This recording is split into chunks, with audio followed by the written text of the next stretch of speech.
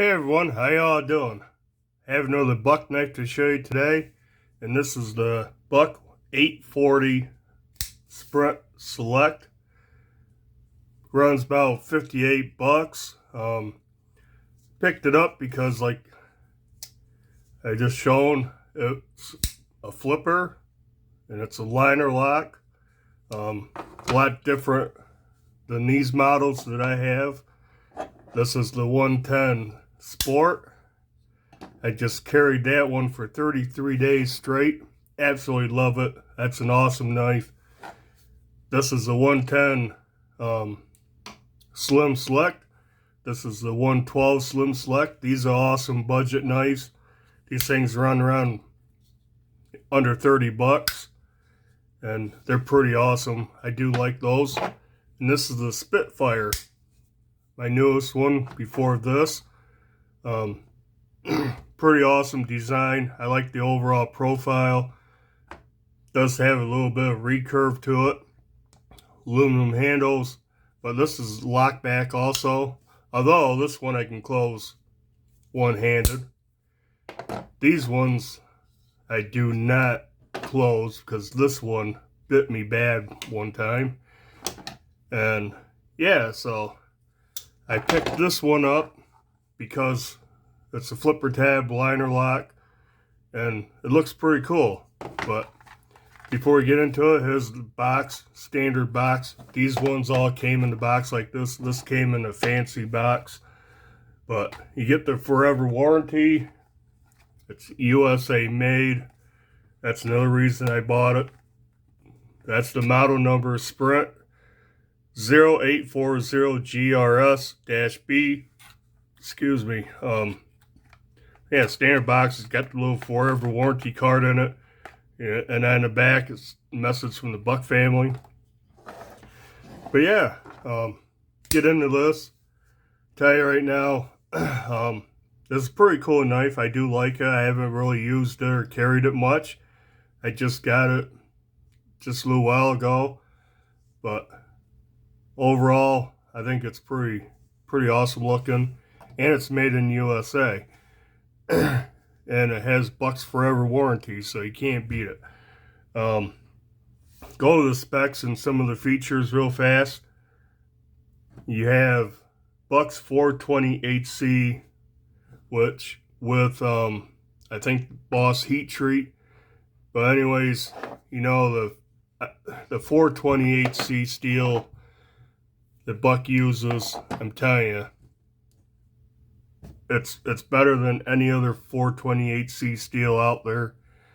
I don't mind it at all. Has a 3-inch blade. They call it a drop point. So I can see that because it kind of curves up and down here, where like this one actually curves down and then the tip comes up just a little bit on these models. So drop point, straight drop point, nice hollow grind, stone wash finish. You can see it. It's got Buck, the Anvil logo, USA, model number, and the year mark stamped in. It's not laser etched, it's stamped. And it's clean on the other side. So nice 3-inch blade, 0.125 inches thick. So good thickness. And with that hollow grind, I think it's going to be a pretty good slicer. Like I said, I haven't used it. It's got a pretty good tip on it. Point. Not super dainty, but it's not super thick. Nice wedge up here. Rides on ball bearing pivot. I mean, almost drop shuts. Got a flipper tab. Liner lock is good. Lockup is good. Easy access to it. That's really nice. No blade play. I might have actually just a little bit. But again, let me say this. The pivot screw on this one came loose. The pivot screw on this one was loose. I mean, right out of the box. And the pivot screw on this was loose. They don't Loctite them. They don't come Loctited. And each one of the three were actually loose, coming right out of the box. So I can adjust that a little bit more. But right now it's still pretty good. No lockup's just less than 50%. Can't beat it. Talk about the handle. Well, show you. It does have stainless steel liners inset into the scales. They're not milled out or anything for weight reduction, but it's really a lightweight knife.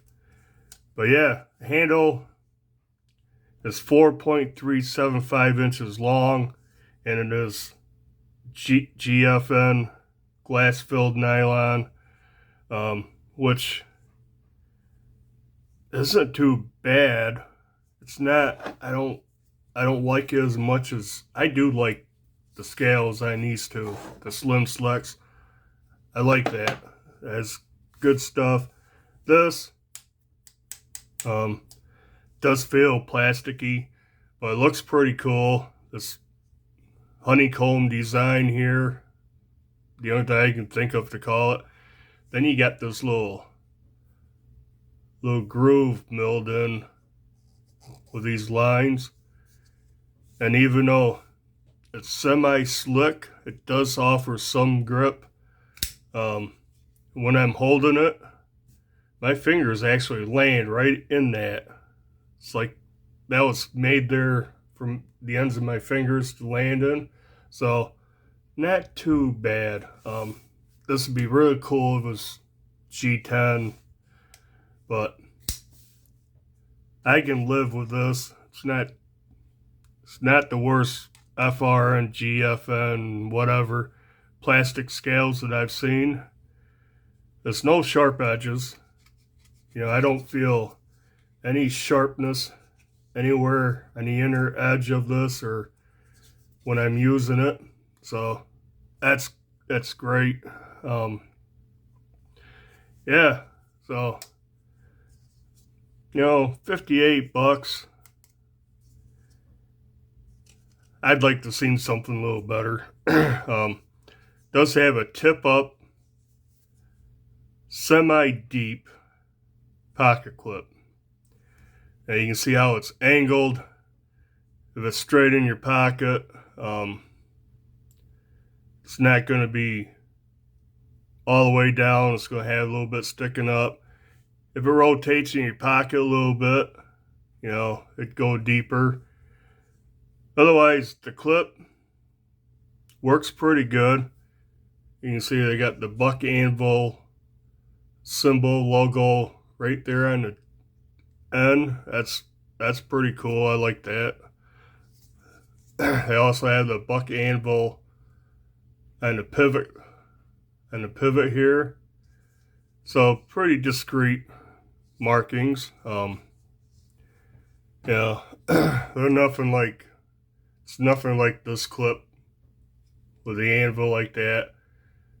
Excellent clip, works excellent, just looks stupid. But anyways, the clip's okay. It is only right hand carry. You can't swap it like some clips that mount on the back spacer on the spine. Because of the angle, you put it on there, it'd be sticking out in a goofy way. And it's got a anodized aluminum back spacer. This one is yellow, so OD green and yellow. I kind of like that combination. Yeah, I guess that's about all the specs and features. Let's talk about the couple bad things. One thing, blade centering is off. Not by a whole lot, but it is off.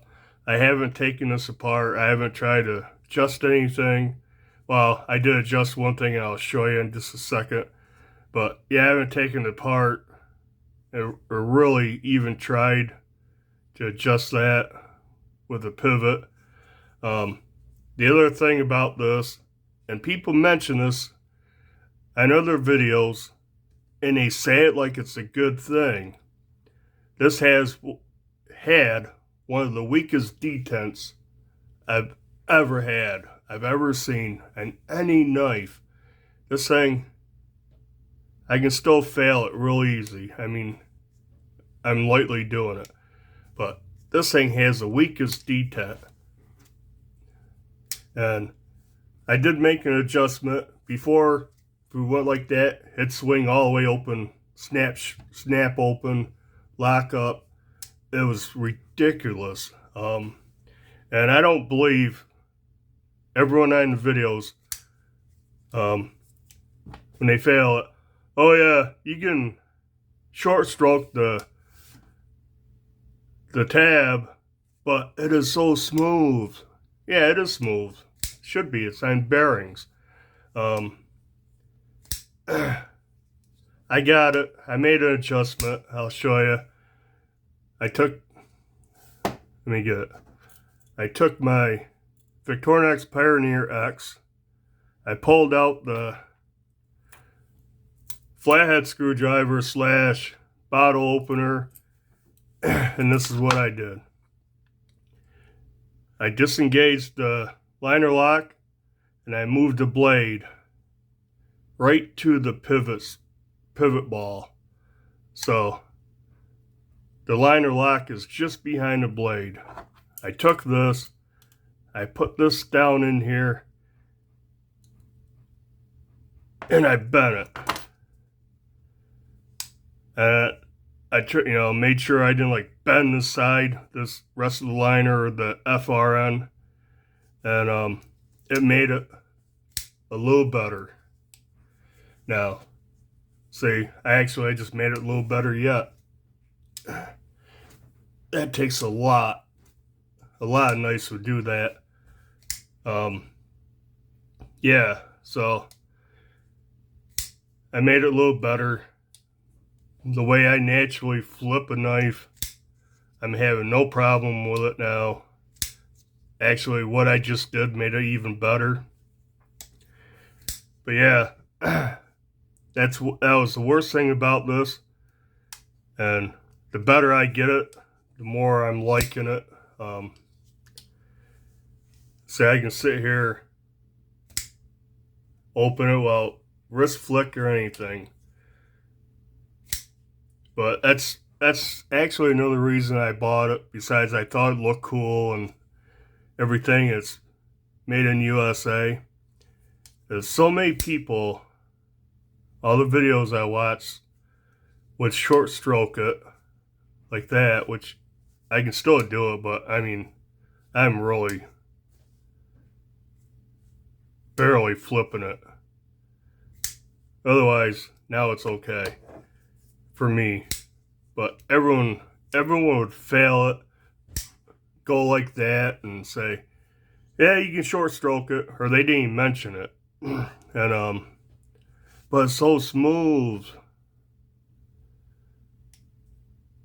And then complain about such a weak detent. Me personally, I like a strong detent. I don't like that. But now, what I did before and what I just did a little while ago actually made it better, and it didn't move the lockups no further over than it was. So I'm calling it pretty good, especially if I compare this to one of my favorite Civivi knives, which is still the backlash. This one you can't, well, I just did. See, I could fling that out, but that was a lot. This one, I can fail it the same exact way, same amount of pressure.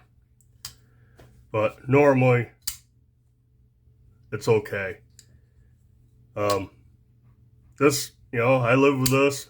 I have no issues with this, so this one's going to be okay for me.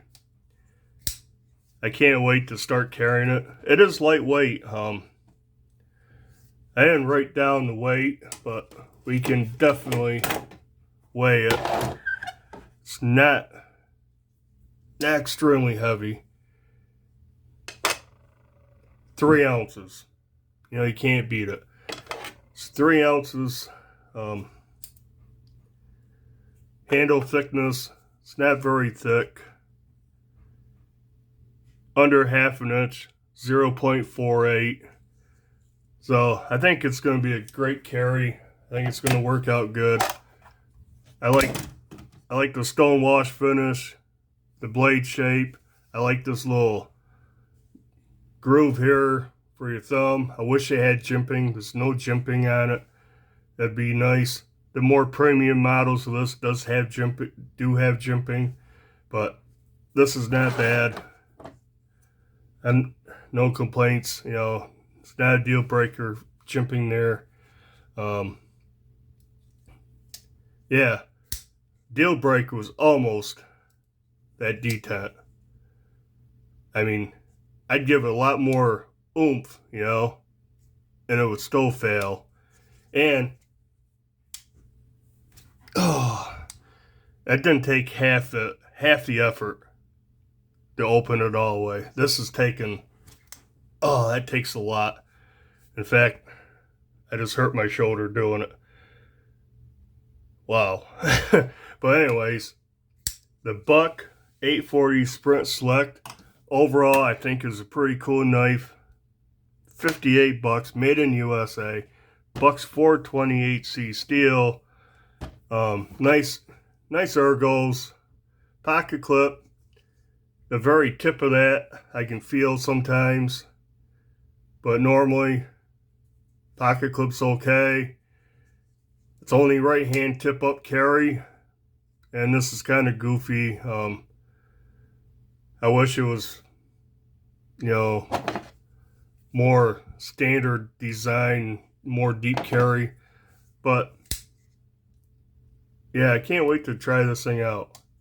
Like I said, I really haven't carried this or this because I carried this for the last 33 days. And I love that. But yeah, check it out. Just be, warned. Blade centering might be off. I seen that on other videos. And evidently it's got the weakest detent in the world, which can be adjusted somewhat. I don't think it's, it's not a deal breaker now. I got it a little better. But yeah, check them out. I think it's pretty decent value for $58. Especially Buck with their warranty, made in USA, all that. Can't complain too much. Guess that's it for this knife. And yeah, do the usual like, comment, subscribe, all that stuff. And till the next video, bye.